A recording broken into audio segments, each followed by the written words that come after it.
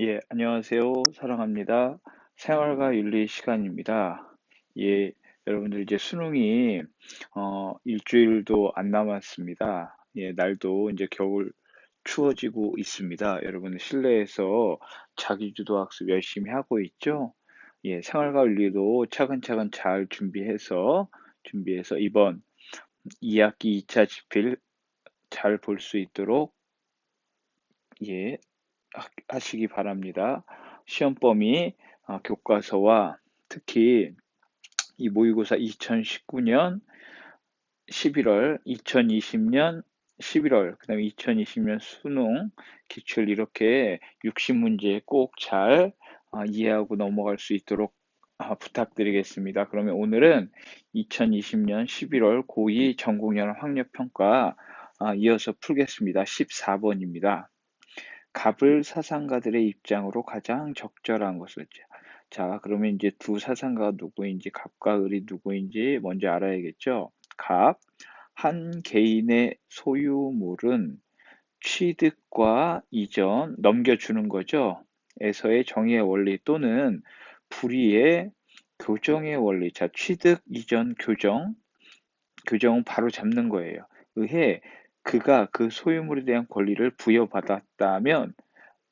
받았다면 정당한 것이다. 그러니까 취득과 이전과 규정에 있어서 법을 어기지 않고 그 개인이 가졌으면 그 개인께 맞다. 즉 개인의 소유물이 정당하다면 소유물 전체 집합도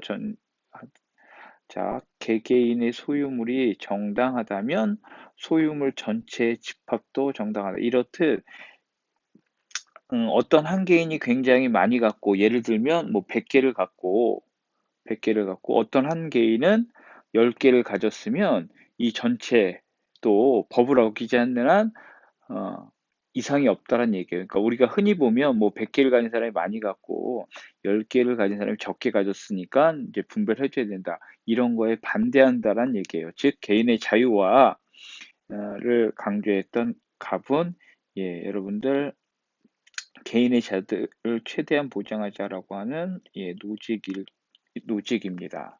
자, 을 볼게요. 정의의 원칙들은 원초적 합의의 대상이다. 원초적 합의의 대상. 자신의 이익 증진에 관심을 가진 사람들이 평등한 최초의 입장에서 합의를 통해 정의의 원칙을 도출한다, 만들어낸다 그런 뜻이에요. 이런 원칙을 따름으로써 생기게 된 재화의 분배는 정의로운 것으로 수용될 수 있다. 원초적 상황, 재분배 이런 걸 강조했던 을은 누굴까요? 그러면 맞습니다. 롤즈입니다. 롤즈.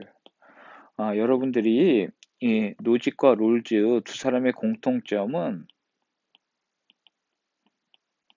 두 사람 다 개인의 자유를 증시하는 가장 대표적인 사람들이에요. 그래서 여러분들 헷갈리면 안 될 게 마치 롤즈는 최소 수혜자에게 재분배, 불평등이 이루어질 수 있는 상황은 최소 수혜자들에게 좀 더 이익이 가는 그런 불평등은 사람들이 받아들일 것이다라고 합의를 하면 그렇게 재분배를 하도 된다고 했는데 그걸 통해서 부를 평등하게 만들어주는 게 절대 아닙니다. 그거 꼭 명심하세요. 그러면 갑을 사상가의 입장으로 가장 적절한 것을 볼까요? 갑, 노직, 소득 재분배 정책은 개인의 소유 권리를 보호합니까? 아니죠. 갑은 노직은 개인의 자유, 그래서 재분배를 철저히 반대했던, 즉 이 재분배를 통해서 개인의 자유를 해칠 수 있다라고 노직은 계속 주장하죠. 노직은 반대했습니다. 2번. 노직은 최소 국가는 부정의한 분배 상태를 바로잡을 수 없다. 아니죠. 노직은 최소 국가, 즉 개인의 자유를 최대한 보장할 수 있는 최소 국가를 강조했죠. 그러니까 정의로운 국가는 최소 국가라고 얘기를 계속하고 있습니다. 역시 2번도 틀렸네요. 3번 롤즈입니다. 원초적 상황의 개인은 타인과 자신의 처지를 비교한다. 비교하지 않고 원초적 상황에서의 개인들은 서로에게 무관심하다라고 롤즈는 주장합니다. 그렇기 때문에 자기의 입장만 본다는 거예요. 그래서 남과 비교해서가 아니라 내가 태어날 사회에서 최소 수혜자가 될 수도 있겠구나. 오직 본인한테만 신경 쓴다. 이렇게 롤즈는 주장합니다. 그래서 3번도 틀렸어요. 4번 롤즈는 최소 수혜자의 이익을 위해 기본적인 자유를 제한할 수 있다. 지금 쌤이 얘기했죠. 자유를 침해할 수는 없습니다. 5번 값을 분배 절차가 공정하면 불평등한 분배 결과도 정당하다. 이 말은 정답인데 이 말은 결국 이러한 과정을 통해서 부를 평등하게 만들어주는 게 절대 아닙니다. 즉 이건 절차적 정의, 절차가 공정하면 그 결과가 서로 똑같지 않더라도 그걸 정의로 받아들인다. 그래서 예, 로직과 절차적 정의에 나왔던 인물이에요. 그래서 정답은 5번입니다. 자, 노직과 롤즈 비교하는 문제는 아주 자주 출제됩니다. 꼭 다시 한번 이해를 하고 넘어갈 수 있도록 합니다. 예, 다음 볼게요. 15번이네요. 예. 다음 실무 칼럼에서 강조하는 입장만을 보기에 써 있는 대로 고른 것은 오늘날 인간의 생존에 필수적이지 않은 고기나 우유를 더 많이 생산할 목적으로 동물에게 고통을 가하는 실험이 늘고 있다. 동물을 폭력적으로 다루는 불필요한 실험은 제한되어야 된다. 동물 실험을 하지 말라는 게 아니에요. 과다하게 하지 말라는 거지. 그러나 인간의 생명을 구하기 위한 유일한 해결책이 동물 이용하는 것뿐이라면 동물 실험을 무조건 금지해서는 안 된다. 그렇게 얘기하죠. 또한 실험의 전 과정에서 동물이 겪는 고통을 줄이기 위한, 그죠? 줄이기 위한 노력을 기울인다면 동물을 이용한 실험 정당화가 가능하다. 그러니까 동물 실험을 자 무조건 반대할 수는 없어요. 이거 현실적으로는 불가능해요. 왜냐하면 우리가 지금 코로나19 사태에서도 백신을 개발한다, 치료제를 개발한다라고 하는데 결국은 이게 사람에게 어떤 영향을 주는지 그렇다고 직접 바로 사람한테 실험을 해볼 수 없잖아요. 그렇기 때문에 동물 실험은 할 수밖에 없는데 이러한 노력들을 고통을 좀 줄이거나 대체할 수 있으면 대체하고 무분별하게 하지 말라 이런 이제 주장하고 있습니다. 좀 해당되는 것만 고르는 거죠. 볼게요. 기어 동물 실험의 과정에서 윤리적 성찰을 배제해야 된다.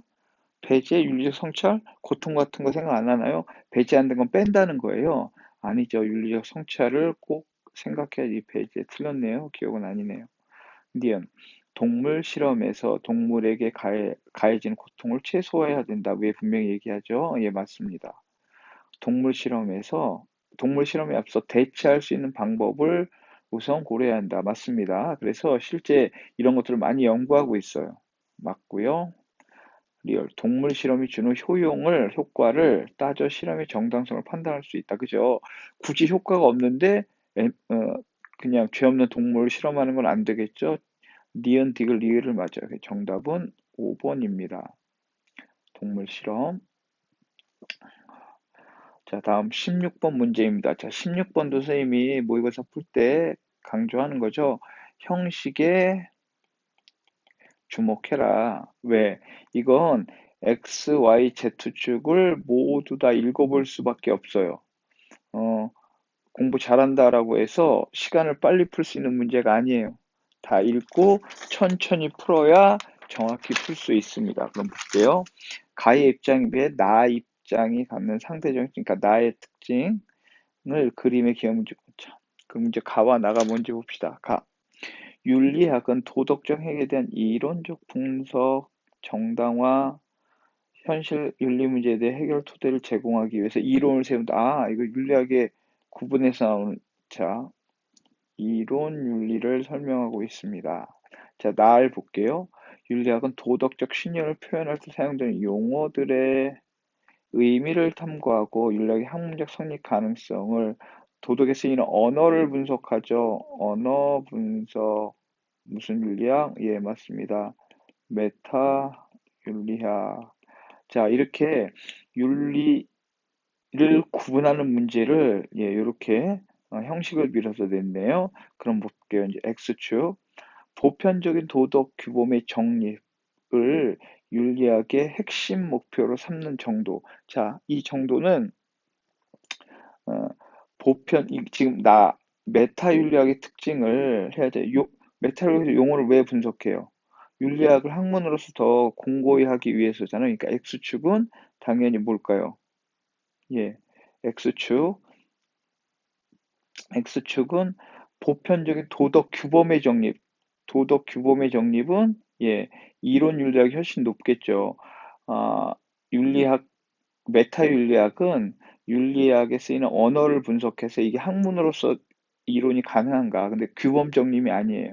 그래서 예, 낮은 X축은 낮은 자, 리을, 기억, 니은 요 셋 중에 하나겠네요. 그러면 일단 디귿과 미음은 아니겠네요.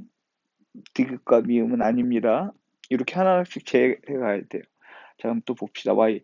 도덕 언어의 개념 분석을 윤리학의 핵심 목표로 삼는다. Y. 도덕 언어의 개념 분석, 메타 윤리학의 핵심이죠. 그러니까 Y축은 높아야 돼. 자, Y축 높은 건 리을 기억이네요. 그쵸, 리을 기억. 그러면은 니은도 탈락.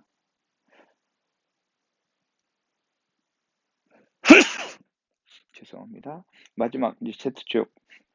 도덕 추론의 논증 방법 연구를 윤리학의 핵심 목표자. 도덕 추론의 논증 방법. 언어를 분석하면서 이게 논리적으로 맞냐 틀리냐. 역시 Z축도 높아야 되네요. 그럼 정답은 기억이네. 이렇게 해서 X, Y, Z축을 하나하나 따져볼 수밖에 없는 문제입니다. 그래서 이런 형식을 잘 알아두는 문제입니다. 그러니까 여기에 어떤 내용을 넣느냐는 그때그때 달라질 수 있어요. 그래서 이거 푸는 형식은 이렇게 풀어야 한다라는 걸 다시 한번 강조합니다. 자, 이제 17번.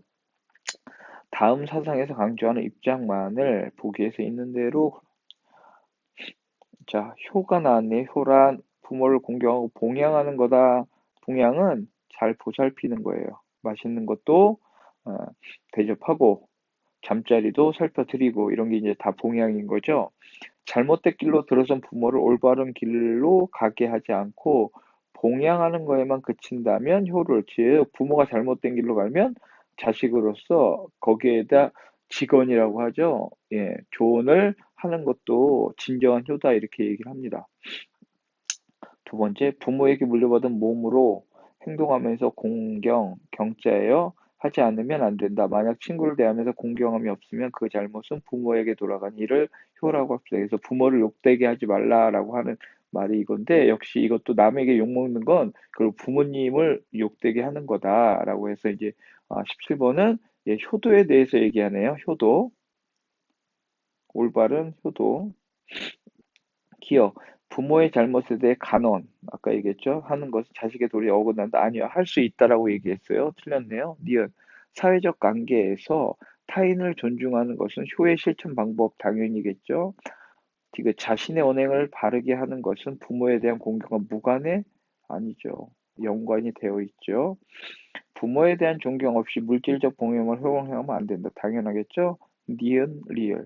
4번이겠네요. 그래서 이건 여러분, 효도에 대한 문제, 특히 효도는 유교에서 강조하는 덕목이긴 한데, 이건 여러분들 충분히 그냥 일반 상식을 갖고도 풀 수 있는 문제입니다. 넘어갑니다. 18번.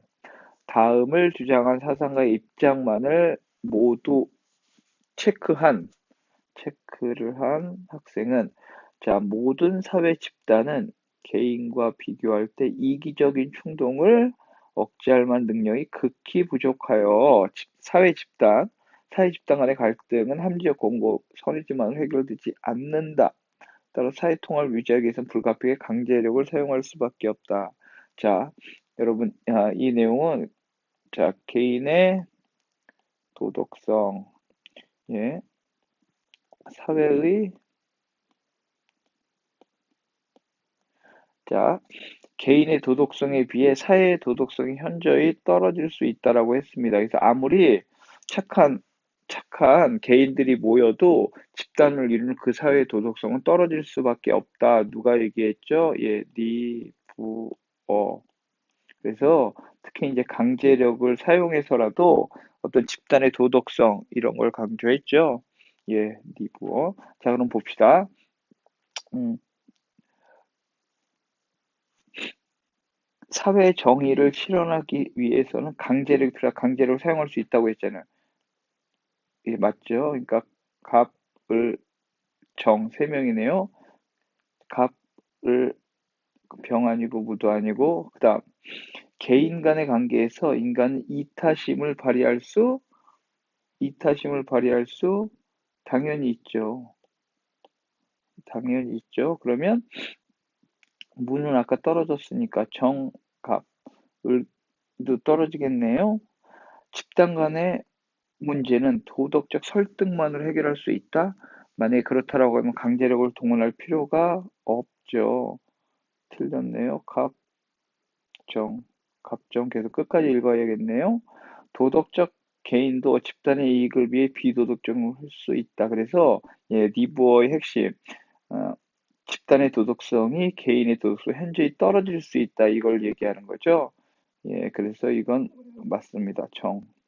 그래서 결국 다 4번이네요. 자, 니부어 개인의 도덕성과 사회의 도덕성 문제입니다. 다시 한번 여러분들 리뷰어 그렇다라고 개인의 도덕성이 필요 없다는 게 아니에요. 이러한 개인의 도덕성과 집단의 도덕성 특징 따라서 어떤 집단의 문제를 해결하기 위해서는 집단에게 어떤 도덕성만을 요구해서는 안 되고 어떤 사회 제도 시스템으로 이제 그런 것들을 실천할 수 있게 만들어야 된다라고 하는 게 리뷰어의 핵심입니다. 좋습니다. 자, 19번. 갑을 사상가들의 입장으로 가장 적절한 것은 시민불복종은 시민불복종 나왔네요. 자, 시민불복종 나오면 시민불복종의 정당화 조건 5가지 이게 핵심이라고 얘기했어요. 그것이 중 그것이 중단시키려는 악의 크기와 그것이 가져올 법과 민주주의에 대한 존중심의 감소 정도를 저울질해 시행되어야 한다. 시민불복종은 민주주의적 의사결정을 좌절시키기보다 복원하려는 시도이다. 그래서 무정부주의가 아니라고 했어요. 자, 갑은 시민불복종 이렇게 주장한 대표적인 사람이 싱어예요. 싱어. 을 볼게요. 시민불복종 거의 정의로운 국가에서 다수가 공유한 정의관의 근거에 부정의한 법이나 정책을 변혁시킬 목적으로 행해지는 공공적이고 비폭적인 행위이다. 시민불복종은 위법적인 것이지만 입헌 체제를 안정시키는 즉 그 잘못된 법 하나를 바꿈으로써 정의를 실현할 수 있다라고 하는 이렇게 얘기하는 건 롤스입니다. 자, 그럼 볼게요. 가장 적절한 값. 시민불복종은 민주사회의 발전을 저해하는 아니죠. 시민불복종은 행위의 결과를 고려하여 전개해야 된다. 자, 행위의 결과를 고려해야 될까요? 고려하지 말아야 돼. 당연히 고려해야 돼요. 맞습니다. 시민불복종 부정의한 모든 법에 대한 네, 모든 법일 수 있어요. 그런데 공개적인 저항이어야 돼. 그래 틀렸고요. 시민불복종은 공유된 정의관에 근거하여 처벌 대상이 아니다. 처벌을 감수해야 된다라고 했잖아요. 처벌받을 수 있어요. 시민불복종은 정의 실현에 기여하는 합법적 행위가 아니죠. 현행법을 어기는 거잖아요. 그래서 정답은 2번입니다. 결과를 고려해서 시행을 해야 된다. 처벌을 감수하고. 자, 20번입니다.